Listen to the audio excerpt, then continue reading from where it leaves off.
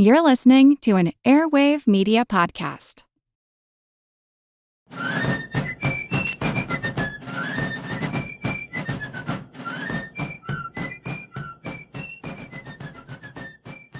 Hello, and thank you for joining the American Revolution. This week, episode 228, the Penobscot Expedition. Now, this week, we return to the coast of Maine, which was at the time part of Massachusetts. Although the Maine area of Massachusetts was firmly under Patriot control, the British were still trying to secure Maine for the Loyalists. In the early part of the war, many Loyalists had fled or been expelled from New England. Some of these refugees hoped to form a Loyalist colony in Maine that would provide them with a new place to live. Forming this Loyalist colony to the north would also hem in the Patriots, who still hoped to capture parts of Canada. Maine was very lightly populated at the time, perhaps around 30,000 inhabitants, not counting Indians. The new colony would also serve as a base of operation for British forces closer to New England than Halifax. Two Loyalists from Massachusetts spearheaded the campaign to create the colony of New Ireland. John Califf and John Nutting had both lived near Boston before the war. Califf was a doctor by profession and was a prominent member of colonial society before the war.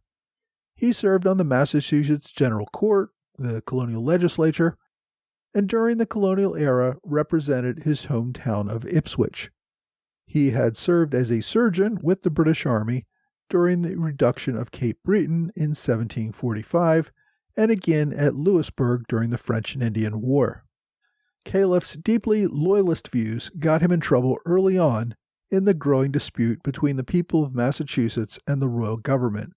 In 1768, Califf was one of only 17 legislators who acceded to the royal government's instructions to rescind a circular letter approved months earlier objecting to the Townshend Acts. Califf's support of the royal governor ended his career in colonial politics. Paul Revere even produced a political cartoon of Califf and the 16 other supporters of the repeals as marching into hell. After that, Califf lived quietly in his Ipswich home, finished with politics. However, he could not escape his Loyalist views. In 1774, as tensions deepened in the colony following passage of the Coercive Acts, many Loyalists found themselves under attack from angry mobs. A mob made up of Califf's neighbors appeared at his home one day, and Califf was forced to apologize for his Loyalist vote many years prior and to beg his neighbors' forgiveness. That apparently satisfied the mob, and Califf was permitted to remain in the community. That said, Califf realized that Massachusetts was becoming increasingly hostile to anyone with any sort of Loyalist views. In 1772, at the request of colonial governor Thomas Hutchinson, Califf traveled to London to advocate on behalf of the settlers in Penobscot who were seeking legal approval of their land claims. Now, that may be when Califf began to take more of an interest in the region. Several years later, in January 1775, shortly before the Battle of Lexington, Califf wrote to former colonial governor Bernard, by that time living in London, encouraging him to support a policy to separate Maine from Massachusetts and create a separate political entity. Bernard approached Lord Dartmouth, then still Secretary for the American Affairs, but nothing came of it at the time. By 1777, Califf's position within the colony as a known Loyalist had become untenable. Fearing that his home might be seized by the state, he sold it and moved his family up to Penobscot. Working with Califf was another Massachusetts colonist by the name of John Nutting, who was from Cambridge. Nutting was a carpenter and a builder. He built the home of Lieutenant Governor Thomas Oliver. Today that house is the residence for the president of Harvard University. Nutting had served in the Massachusetts Militia during the French and Indian War and was a well-respected member of the community. He was married and had a family. By 1770, he was a master builder, a man of property, and made some money in land speculation as well.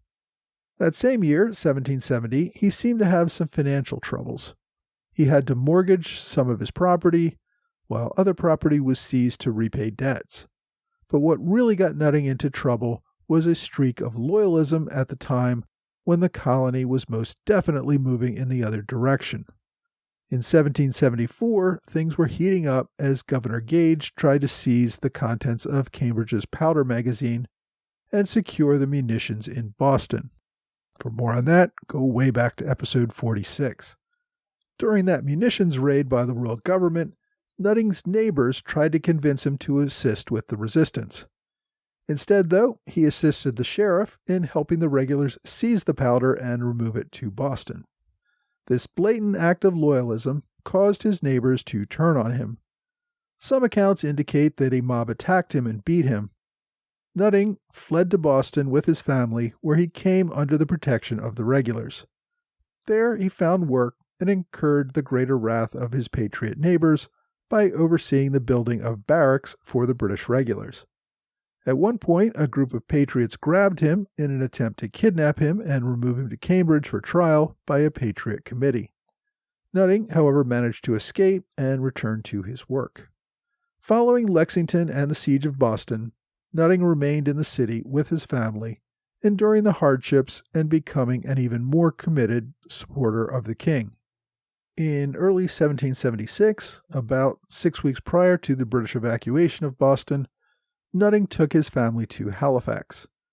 Again, with all the other Loyalist refugees, Nutting found his building skills put to good work. He also worked on the city's fortifications. In 1777, Nutting sailed for England, in part to propose the establishment of a Loyalist colony on the coast of Maine called New Ireland. Nutting had invested in land in this area before the war. Although he had lost it to repay debts, he had a good familiarity with the area and argued that the establishment of a Loyalist outpost there would help secure the region for the king. There he made contact with William Knox, the Undersecretary of State for North America. Knox had been born and raised in Northern Ireland. He had lived in Georgia for a few years and served on the Colonial Council there. Knox had eventually returned to London, where he acted as an agent for the colonies. He lost that job when he supported Parliament's authority to impose the Stamp Act. Knox then began working for the government as an undersecretary for many years, serving under Secretaries Hillsborough, Dartmouth, and Germain.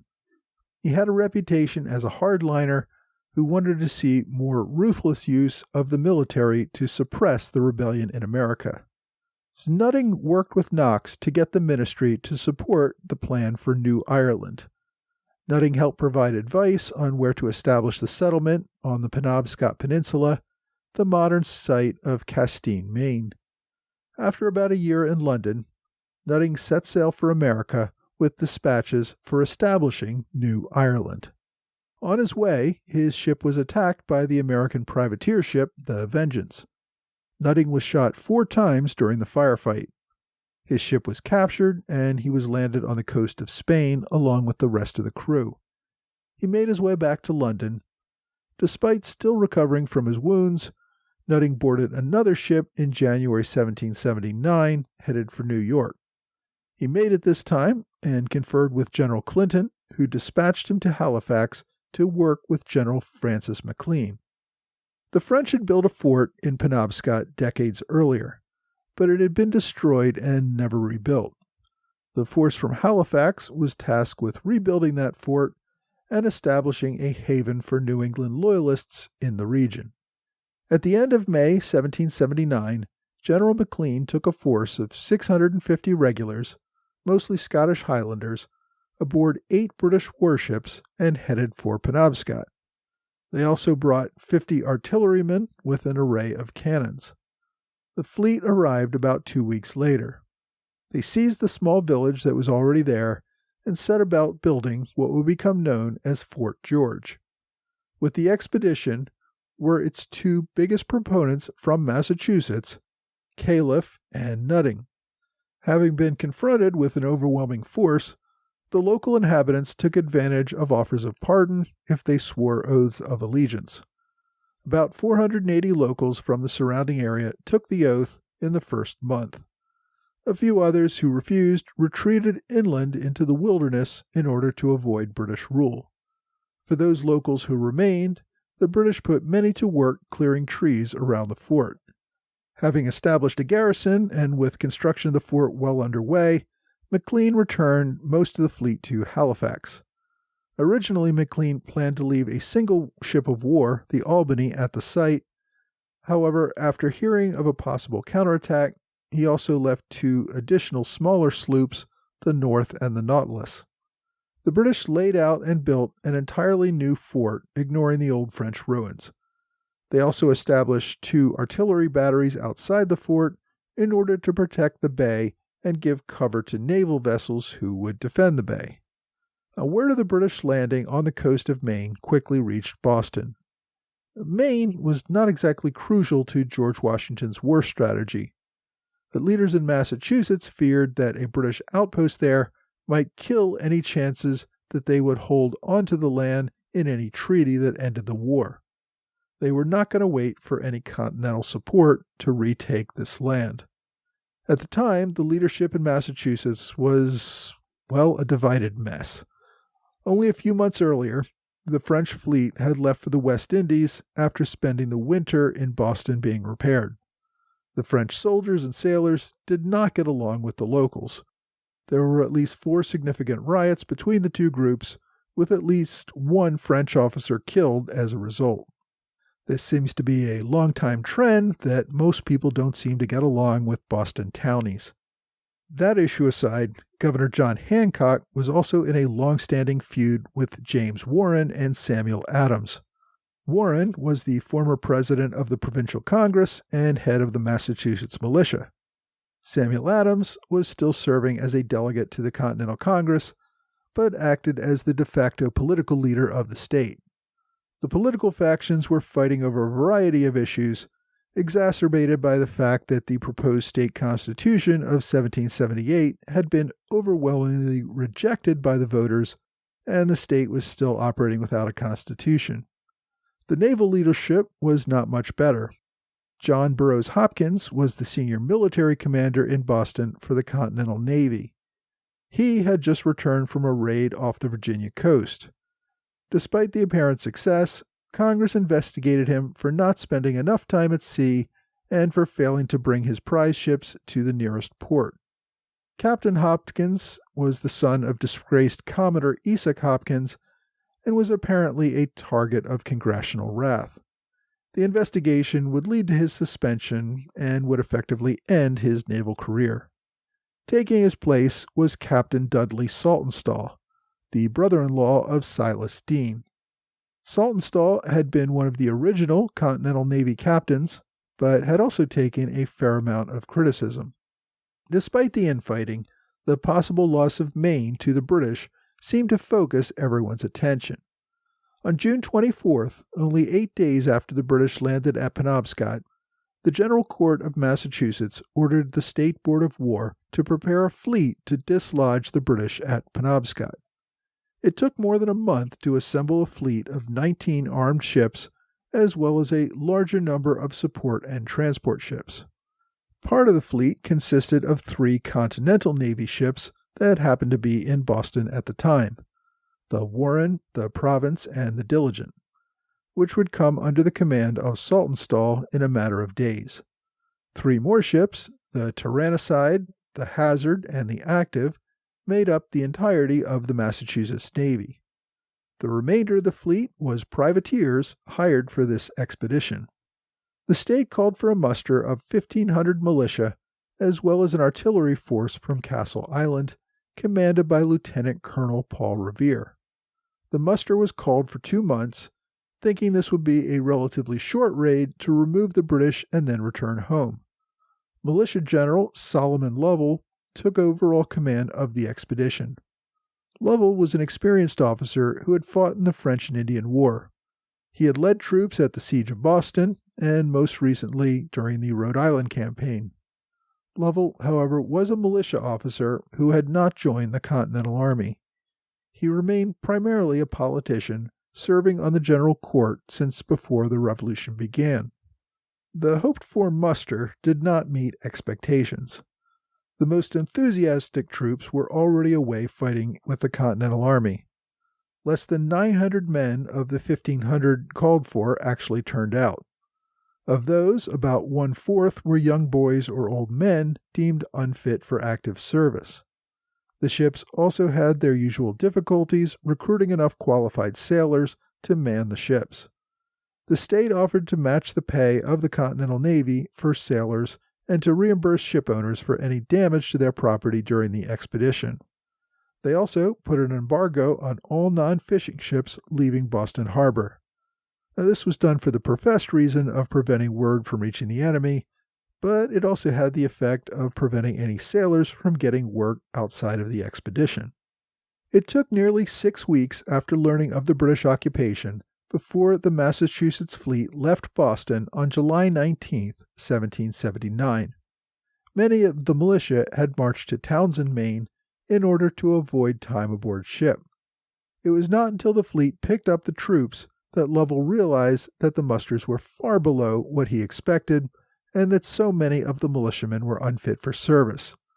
Lovell spent a couple of days drilling the militia, setting off again on July 24th. The British defenders had used their weeks in Penobscot to good effect. They had erected the walls of Fort George and cleared trees around the fort, making an assault much more difficult. They had positioned their 3 ships in the harbor to good effect. On July 21st, British spies arrived with detailed information about the enemy fleet moving toward their position. Although Fort George was not complete, it was in a defensible condition. McLean put his cannons in place within the fort and prepared to meet the assault. The American commander, General Lovell, had no intelligence about British defenses. He had to wait until his arrival to see what he faced. He landed several Marines who obtained intelligence from some locals. He also received some surprising assistance in the form of 41 Penobscot Indians who volunteered to fight with the Americans. The next day, June 25th, Lovell began his attack. The Americans had a clear and decisive advantage in numbers of ships and cannons. At the same time, many of its crew were inexperienced, and many of the privateer ships seemed reluctant to put their ships at great risk in assaulting Penobscot Bay. The 2 fleets engaged, but only from a distance and for about 2 hours, with little damage done to either side. At the same time, Lovell deployed his militia to smaller whaleboats with the intent of landing them on the peninsula near Fort George. However, fear of enemy fire during the landing caused the assault force to turn around and return to their ships after 1 Indian in the assault was killed by enemy fire. The next day, the Americans tried again, opening up another naval assault on the ships in the harbor. Again, though, the Americans avoided getting too close, resulting in little damage to either fleet. The Marines landed several hundred troops on Nautilus Island, where the British had established one of their artillery outposts. After a brief firefight, the 20-man British crew on the island abandoned their guns and fled. The position on the island gave the Americans a platform to fire on the British ships. However, the British simply pulled back out of range of the island and formed a second line of defense closer to Fort George. After several days of inconclusive fighting, many of the junior officers petitioned for a more decisive action to take Fort George. The Americans settled on a night landing of several hundred militia and Marines on the Penobscot Peninsula. The British allowed the Americans to land, but fired on them as the attackers struggled to climb the rocky hills. Most of the British withdrew into the fort, except for a small contingent of about 20 soldiers under Lieutenant John Moore, whose stubborn resistance slowed the American advance at the cost of about half of his soldiers. The Americans captured another artillery outpost, allowing them to focus attention on the fort itself. Eventually, the Americans got within about 550 yards of the fort. General McLean knew he was outnumbered and that his incomplete fort walls could not sustain an American attack. He planned to put up a brief but honorable defense of a couple of volleys and then surrender the fort. Instead of a final assault, though, the Massachusetts Army under General Lovell halted the attack, and Lovell had his men dig in for a siege. He brought up cannons to use against the fort walls. Lovell feared that the ships in the harbor could fire on his troops, and called on Saltonstall to take out those ships. Saltonstall argued he could not take out the ships until Lovell took Fort George and the guns covering the ships. The result of this was a standoff that ran for several weeks. Disease, battle deaths, and desertions took their toll as the American forces fell to about 700 effectives. Lovell sent requests back to Boston for more reinforcements. They also became aware that the British were planning to send a relief fleet. Finally, on August 13th, more than 2 weeks after the initial landing, the Americans planned a coordinated assault on the ships and the fort at the same time. Lovell led a force across the peninsula, engaging the enemy, but still failing to assault the fort directly. That evening, the Americans viewed a fleet approaching from the south. The British commander in New York, General Henry Clinton, received reports of the attack on Fort George. He deployed Commodore George Collier with a fleet of 10 warships led by the 64-gun Reasonable to relieve the garrison at Fort George. With the approach of this large British fleet, the Americans gave up their siege. They boarded their ships and sailed up the Penobscot River. The British fleet pursued them. Eventually, the water grew too shallow to sail any further. The Americans then scuttled or burned any ships that were not captured and set out to march overland through the Maine wilderness back to Massachusetts. Now, the Americans suffered about 150 casualties during the siege, but the retreat and the march home brought that total up to 474, or nearly half the expedition. The British defenders suffered less than 100 casualties. The Americans saw this as a humiliating defeat. Most of the blame fell on Captain Saltonstall, who General Lovell blamed for failing to take out the 3 ships that were defending Fort George. A court-martial found Saltonstall responsible and dismissed him from military service.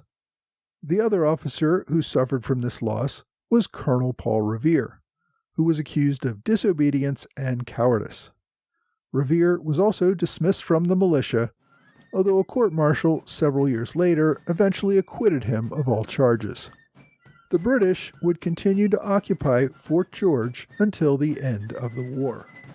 Next week, we're going to head south to the Gulf Coast, where Spanish and British forces fight the Battle of Baton Rouge.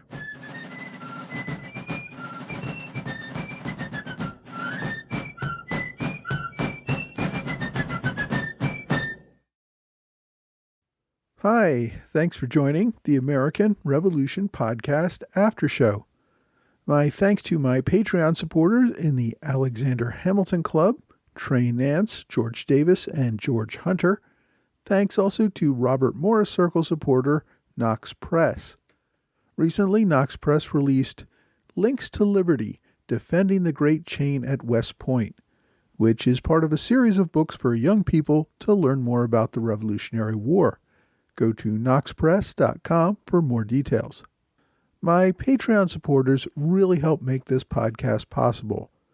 If you can make a contribution on patreon.com for as little as $2 a week, you are helping me to make this podcast happen.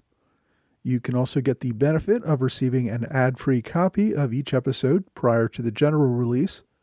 Supporters of $10 or more also get a free flag magnet each month, although I must admit I got a bit behind on sending out magnets and had to send most of you 2 magnets last month to make up for the one that I never got out in October.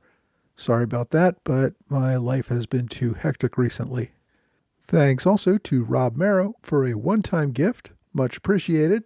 I have links on both my website and blog to PayPal, Venmo, and a few other resources if you would like to make a one-time gift to the podcast. This week's look at the Penobscot expedition was part of a larger struggle to ensure that Maine would become part of the United States and not remain part of British-held Canada. Although the British occupied this territory at the end of the war, they ceded the Maine territory back to Massachusetts as part of the Treaty of Paris. The Loyalists who settled there were forced to relocate to St. Andrews in Canada. The British once again occupied Fort George during the War of 1812, but returned it again as part of the treaty that ended that war. The actual dispute between the U.S. and Britain over the northern border of Maine would remain a point of contention between the two countries for decades. It was finally resolved during the administration of President John Tyler when the U.S. and Britain ratified the Webster-Ashburton Treaty in 1842. The Penobscot expedition also made news earlier this year when the San Francisco United School District announced that it would strip Paul Revere's name from Paul Revere K-8 school for his role in the Penobscot expedition. The San Francisco Board of Education mistakenly believed that the expedition was designed to steal land from the Penobscot people, not realizing that the Penobscot Indians actually fought alongside Revere and the Americans during this expedition. If you want to read more about the Penobscot expedition, my book recommendation this week is The Penobscot Expedition, Commodore Saltonstall and the Massachusetts Conspiracy of 1779 by George Bucher. It's a relatively short book, just over 160 pages, not counting notes and index, but I think it's a good look at the expedition, and it also covers some of the courts-martial following the event. The book has been criticized as a bit biased in favor of Commodore Saltonstall, the Navy commander during the battle. Perhaps that is because the author, Bucher, was himself a commander in the U.S. Navy. Bucher spent his post-Navy years as a professor of history at Jacksonville University. The book on the Penobscot expedition was first published in 2001, and as always I've included a link where you can buy a copy of the book, but in this case you can also read an online copy of the book for free on archive.org, so I've included a link to that as well. My online recommendation this week is a first-hand account of events from the British perspective. It's a pamphlet authored by John Califf, one of the Loyalists who was present for the attack. It's called The Siege of Penobscot by the Rebels. It was originally published in London in 1781, but the copy that they have on archive.org is a 1910 reprint of the pamphlet. In it is a journal kept during the siege of the British efforts to fend off the Patriot attack. As always, you can search for it on archive.org or just use one of the direct links that I've included on my blog or website. My question this week comes from Rob Payne, who asks, what was life like for the Overmountain men leading up to the Battle of Kings Mountain, and what drove them to join with the Patriots? Men like John Sevier and other heroes that have counties named after them from Tennessee to Texas. Well, Rob, the Overmountain men was a general term used for the settlers on the western frontiers of Virginia and the Carolinas. The name derives from the fact that the men lived over the mountains, the Appalachian Mountains, and these were the men that lived on the western side of those mountains on the colonial frontiers. These western communities tended to be newer, smaller, and poorer than their eastern counterparts. Life on the frontier was hard, Indians were a regular threat, and tax collectors from the east were seen as corrupt and dangerous. These isolated communities were often extended families, holding close local relationships who relied on each other for defense and support. They tended to distrust outsiders, even from other parts of the colony or state. Many of these settlers had either come from Scotland or they were Scotch-Irish, meaning that they had families that originated in Scotland several generations back, but then lived in Northern Ireland for a few generations before finally moving to America. Some of these communities were also German-speaking and had migrated from western Pennsylvania or Maryland among the Pennsylvania Dutch who settled there. Like most of the colonies, the area had its share of patriots and loyalists. On a few occasions earlier in the war, Tory leaders attempted to organize the Western men on behalf of the king. These did not go particularly well. You may recall earlier episodes where we discussed the losses at Moores Creek Bridge in 1776 and Kettle Creek in 1779, which resulted in punishments for many of these men, including a few executions. These had the effect of keeping any men who might have had some loyalist inclinations to at least nominally support the Patriots or at least keep quiet. There were other reasons, of course, why many thought the Patriot cause was the right one. For starters, all of their settlements west of the mountains were illegal under the British Proclamation of 1763. A British victory in the war could have resulted in them losing their lands, regardless of which side they supported.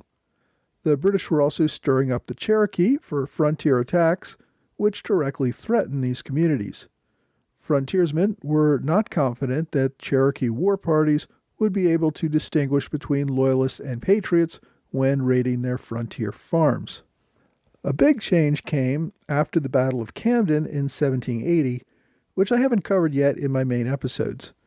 That British victory in South Carolina was followed by warnings from top British officers sent to Western communities in the Carolinas that failure to lay down their arms would result in the British marching over the mountains, hanging Patriot leaders, and laying waste to the countryside.